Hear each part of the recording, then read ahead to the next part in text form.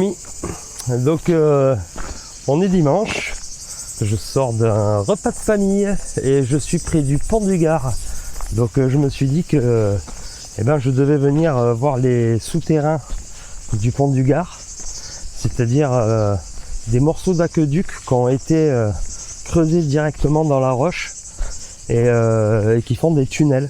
Donc du coup me voilà de retour vers le pont du Gard, au vallon d'Esconne. Voilà, donc vous voyez le petit panneau derrière moi. Et je pense que c'est là. Je pense que c'est ce que je viens voir. En tout cas, je l'espère parce que je connais pas. Et me voilà parti. Il est 6h30 du soir. Il fait encore très très chaud. Et d'ailleurs, ça sent même le brûler ici. Ça a brûlé juste derrière moi, vous voyez là. Je sais pas. Voilà. Et ici, tout a cramé. Récemment, je dirais, parce que ça sent encore vraiment le feu. Et voilà, donc nous allons voir ce travail effectué a priori par les Romains. Hein, donc il y a 2000 ans de ça. Et d'après les photos que j'ai vues, c'est quand même assez impressionnant. Donc j'ai hâte d'être à cet endroit. Je sais pas combien j'ai de temps de marche. Alors je vous reprends à l'entrée des souterrains. On arrive, donc je suis sur le bon chemin. Puisqu'on arrive à un panneau d'explication. Voilà, le vallon. Donc encore une fois, ce site est très peu connu. Personne n'en fait la publicité, quoi. Je veux dire, oui, il a été mis en valeur par la région. Ils ont fait des travaux, ils ont aménagé et tout. Mais pas grand monde dans mon entourage connaît cet endroit. Hein. On est tous d'ici, on habite tous ici depuis très longtemps. Personne ne connaît trop ça, quoi. Donc là, voilà quoi, on voit le tunnel de Pérotte et on voit le tunnel des Cantarelles juste en bas. Donc il y a deux tunnels. On va d'abord aller. C'est vrai qu'on est tout à côté du tunnel des Pérottes, qui à mon avis est juste derrière. Voilà, juste derrière ce massif rocheux là. Mais en fait, avant d'aller là, on va aller faire la boucle. Parce que j'ai vu que ça faisait une boucle. Donc on va partir par là. Et on va aller voir le tunnel des Cantarelles. On doit être vraiment pas loin, à mon avis. Allez, je vous reprends à l'entrée du tunnel. Bon nous y voilà. Avant l'entrée du premier tunnel. Du coup je sais même pas vous dire si c'est celui des Cantarelles ou des Pérottes. Mais on y est. Donc c'est cool, pour une fois j'ai pris une lampe. Et voilà à quoi ça ressemble. Il y a un gros courant d'air.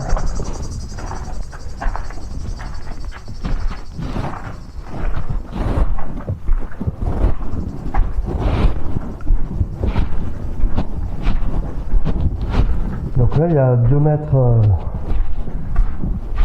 facile, hein. 2,50 m de plafond. Et après régulièrement donc ils ont fait des puits pour accéder à la surface. Et en fait, de ce que j'ai lu sur internet, hein, voilà, bon ça reste internet mais des sites officiels du pont du Gard, ils auraient trouvé ces puits verticaux parce que leur calcul était approximatif par rapport à... En fait, ils avaient embauché plusieurs équipes de bonhommes qui creusaient des tunnels. Mais ils n'étaient pas sûrs que ces équipes se rencontrent au bout du chemin. Donc ils creusaient des puits intermédiaires pour pouvoir se repérer a priori et pas faire trop d'erreurs. Donc pour eux, c'est voilà, ils y sont allés presque au hasard, quoi. Une équipe qui creuse d'un bout, l'autre de l'autre, et puis advienne que pourra, on essaie de se retrouver, quoi. Mais c'est quand même des tunnels. Bon, celui-là, il est pas très grand, mais j'ai vu qu'il y avait des tunnels de 400 mètres. Donc je sais pas s'il en est. 400 mètres. Là, celui-là, il fait pas 400 mètres. On voit quand même là ici sur toute la roche, on voit bien les traces de pics. Alors ce qu'il disait aussi, et c'est ça qu'il leur a indiqué, que les tunneliers, enfin les gens qui creusaient les tunnels, les tunneliers, en fait il y a des marques de pics dans un sens et des marques de pics dans l'autre sens. Donc en fait c'est ce qui leur faisait dire que ces gens avançaient dans un sens différent. Voilà, donc tout le plafond là et toutes les parois, il y a plein de marques de pics partout. Et ici après on peut voir d'autres marques. Donc ça à mon avis c'était plus pour une porte, un système pour bloquer une porte. Et en haut on voit aussi des trous, les carrés. Bon, cela je sais pas trop, hein. C'est vrai que dans tous nos lieux aussi on a une certaine part de symbolique, mais je sais pas si ce tunnel est un tunnel voilà, initiatique comme on les appelle, ou vraiment un tunnel pour juste pour l'eau. Donc ici là vous voyez, on va essayer d'aller trouver cet endroit avec des marches creusées dans la roche qui nous font passer carrément au vestige du premier monde, hein.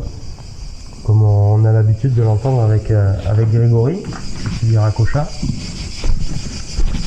Les vestiges du premier monde et après les vestiges du second monde. Bah voilà, on y est là. En fait elles sont juste là, les marches. Ah oui, d'accord. Ok, on arrive à la partie donc là on voit bien quand même, hein, là on voit bien les marques de pics.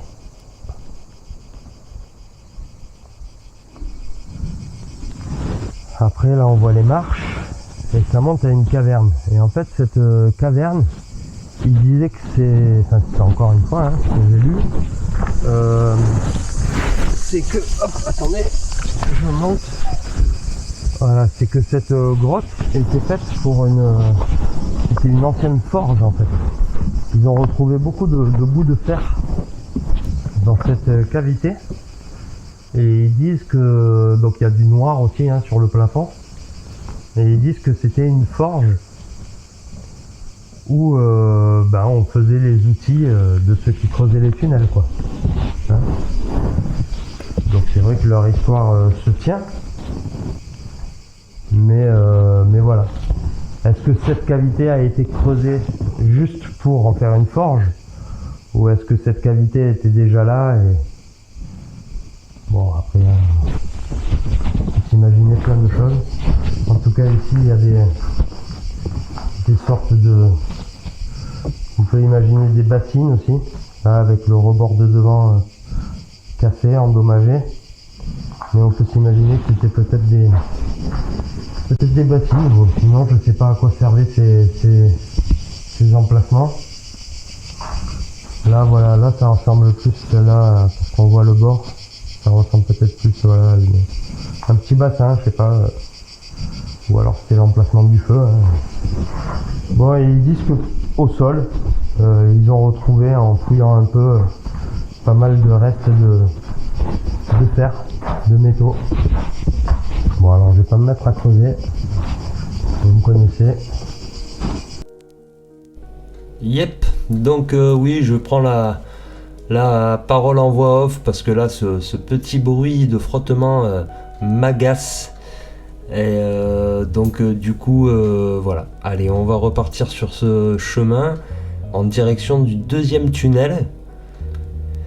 Et là voilà, bon bah je vais faire un petit peu attention aux marques au sol parce que je me dis que ce serait possible de retrouver des cartes Rust sur ce genre de chemin.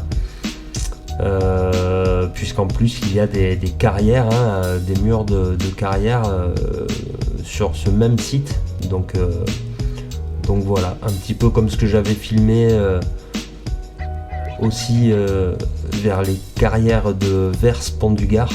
Donc vous pouvez voir ma vidéo Kartrust au Pont du Gard. Et voilà, ça ressemble beaucoup à ce genre de chemin, hein, avec les bordures sur le côté, creusées dans la roche-mère, et qui voilà, qui font le chemin. Donc d'ailleurs ici, on va voir, hein, qu'on est au pied de carrière. Ce grand mur très haut là, environ 7-8 mètres facile.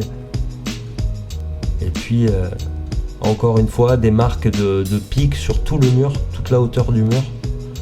Là une petite forme d'escalier aussi, on pourrait presque y voir de la symbolique.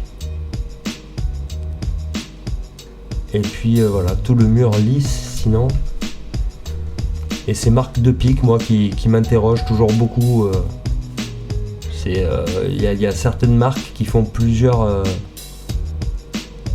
mètres de long. Et donc je me demande comment avec un pic on peut suivre un sillon comme ça, voilà, qui fait même des courbes de temps en temps. Donc je vois pas comment on peut faire ça avec un pic en fer. Des lignes courbes, mais bon, voilà, on va voir ça un peu plus loin après. Là on accélère, bon, il n'y a pas grand chose à voir, des oliviers, la garrigue. On a vu que ça avait brûlé un petit peu autour du site en arrivant là, donc ici au moins ça n'a pas été touché, heureusement. Et là on se dirige vers donc un deuxième mur avec une carrière, donc le voilà. Et l'entrée du second tunnel est juste à côté. Donc on va pas tarder à rentrer dans le second tunnel. Mais avant ça, toujours je regarde un peu ces marques. Ces marques intrigantes pour moi. Il va falloir que je me penche un peu plus là-dessus. Mais là dans ma tête j'arrive pas à faire le dessin, quoi. J'arrive pas à comprendre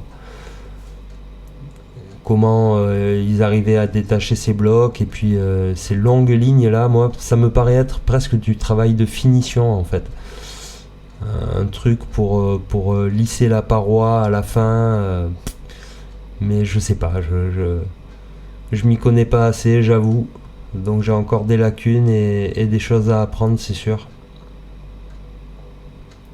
Tant que je l'aurais pas vu de mes yeux, ce travail de carrier, je crois que j'arriverai pas à me faire une image. Parce que planter un pic dans du roc, enfin voilà, j'imagine ça comme quelque chose de vraiment pas simple. Si on se met par-dessus ou sur un bloc rocheux et qu'on essaie de planter un pieu dedans, voilà, je vois pas comment on peut l'enfiler sur 1,50 m en gardant la même ligne, voire même faire une ligne courbe avec un pic en métal. Donc je sais pas. C'est pour ça que j'attribue ça à du travail de finition. Allez, donc passons à autre chose en attendant que je me renseigne un peu plus. Et puis là, à l'entrée de ce second tunnel, on va voir des marques au sol qui pourraient s'apparenter à des Kartrust. Donc là, on voit bien que c'est quand même... voilà, pour moi, il y a presque un sillon à gauche, un sillon à droite. Et puis au milieu, en plus, on voit des traces de petits sillons. Et sinon, donc là, on voit bien la partie centrale et les deux sillons à droite et gauche, comblés par des petites pierres là. Mais voilà, on pourrait dire que ce sont des Kartrust. Après, à l'intérieur du tunnel, c'est rempli de terre, hein. Vous voyez, même on a dû perdre de la hauteur parce que il y a de la terre, du sable, voilà.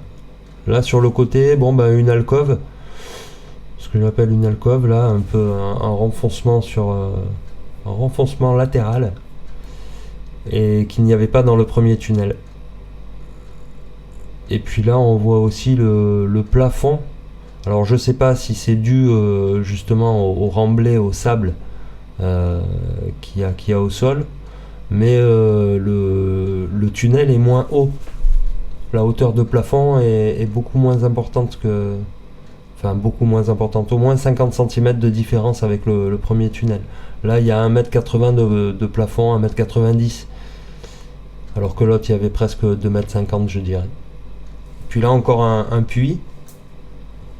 Donc ces puits aussi, hein, peut-être mystérieux. On verra à la fin de la vidéo, il y a un petit schéma explicatif encore.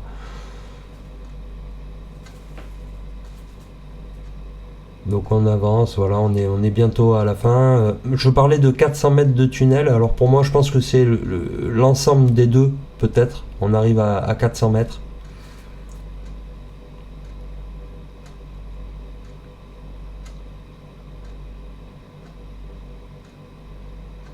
Et voilà, on va sortir. On voit toujours au sol là ces petits rebords. Taillés aussi dans la roche. Et puis là voilà, on sort dans ce paysage malheureusement brûlé. Voilà, ça avait brûlé la veille, hein, comme je vous ai dit. Alors l'odeur en plus était là, c'était pas très agréable. Voilà.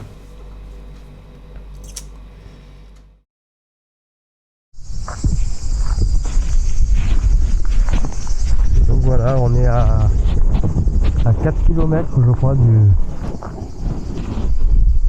du pont du Gard.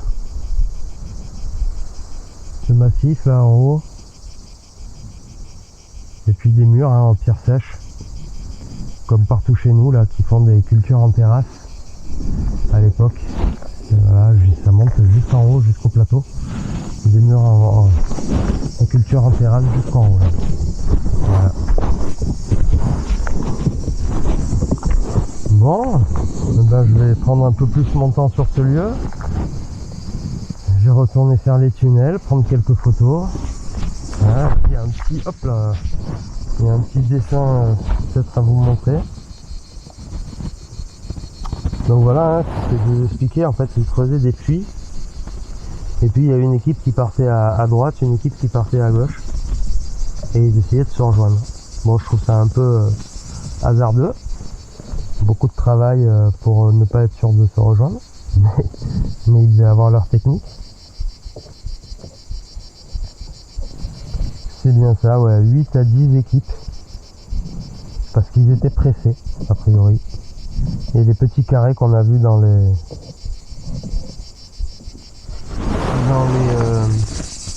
murs, c'est pour mettre forcément les lampes à huile. Donc à très bientôt pour une autre balade. Et puis voilà, hein, allez vous balader, sortez de vos écrans, éteignez cette vidéo de Bab in the World que vous êtes en train de regarder et allez vous balader. Non, restez connectés, restez branchés, il y a d'autres visites qui vont venir et à très bientôt. Allez, ciao.